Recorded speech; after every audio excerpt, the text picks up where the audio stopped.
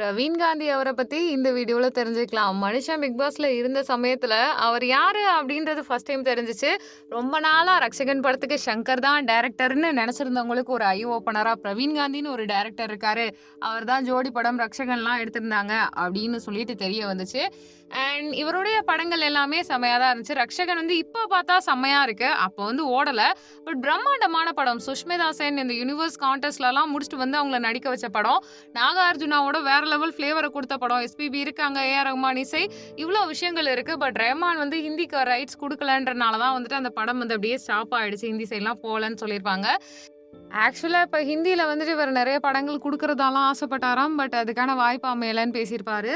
வந்ததுலருந்து பயங்கரமா எப்படி சொல்றதுன்னா, பெரிய அணுகுண்டு வெடிக்கிற மாதிரி அவருடைய பேச்சுகள்லாம் இருந்துச்சு.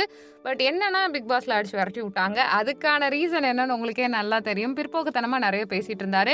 அண்ட் 60,000 ஒரு நாளைக்கு சம்பளம்ன்ற மாதிரி அவருக்கான அந்த செய்தி குறிப்புகள்லாம் வருது. எப்பவுமே ஐடி கம்பெனியா இருக்கட்டும், எங்கேயா இருக்கட்டும், ஃப்ரெஷர்ஸ் வேலைய எடுத்துட்டு கம்மியான காசுக்கு தானே வச்சிருப்பாங்க. அப்படி பார்க்கும்போது அந்த வகையில இவர வெளியில விரட்டி விடுறது எப்பயுமே எல்டர் ஒருத்தர உடனே பத்தி விட்டுருவாங்க. அதுல இவருன்னு நினைக்கலாம்.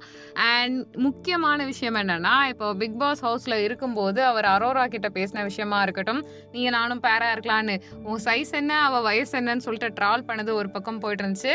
அதுக்கடுத்து ஏதோ மனைவிக்கு சொத்தெல்லாம் எழுதி வைக்க கூடாதுன்னு அவர் சொல்ற கருத்து எல்லாமே பிற்போக்குத்தனமா இருக்கு. அவருடைய அனுபவமா அவருடைய உலகத்துல ஏதோ பேசுறாரு. அவர் சரி தப்புன்னு தெரியாம ஏதோ சொல்லிட்டு இருக்காரு. அதுல கான்பிடென்ட்டாவும் இருக்காரு. ஸோ அந்த ஒரு விஷயம். அவர்கிட்ட எனர்ஜி இருக்கு. ஆனா அந்த எனர்ஜி எப்படி கொண்டு வராருன்னு ஒரு விஷயம். நான் அப்படின்ற டைட்டில்ல அவரை பத்தி பேசும்பொழுது, அவருக்குன்னு வந்த ஒரே ஒரு சின்ன தலைகணம் என்னன்னே தெரியாம மொத்தமா அழிச்சு அவரை கீழ கொண்டு வந்துருச்சு. அப்படின்ற மாதிரியான விஷயங்களுமே இதுல இருந்து நம்ம தெரிஞ்சுக்கலாம். அண்ட் முக்கியமான விஷயம் என்னன்னா, அவர் எவ்வளோ பெரிய பிரம்மாண்டமான படத்த குடுத்திருக்காரு. நிறையவுமே மெனக்கெட்டுருக்காரு. ஃபர்ஸ்ட்டு த்ரிஷாவ படத்துல அறிமுகப்படுத்தினவர் இவர் தான். இவ்வளோ விஷயங்கள் இருக்கு. பட் நம்ம யாருக்குமே பிரவீன் காந்தினா என்னன்னு தெரியாது. தாவேகா கட்சி அது சம்பந்தமா பேசுறது, ஜாதிய படங்கள பத்தி விமர்சிக்கிறதெல்லாம் பண்ணும்போது தான் அவர் யாருன்னு தெரியுது. அவருடைய உடை நாகரிகம்லாம் டிஃப்ரெண்ட்டா இருக்கு. யார் சாமி இவர்ன்னு தேடும்போது கடைசியில இந்த படத்தோட டைரக்டர்ன்னு நமக்கு தெரிய வருது.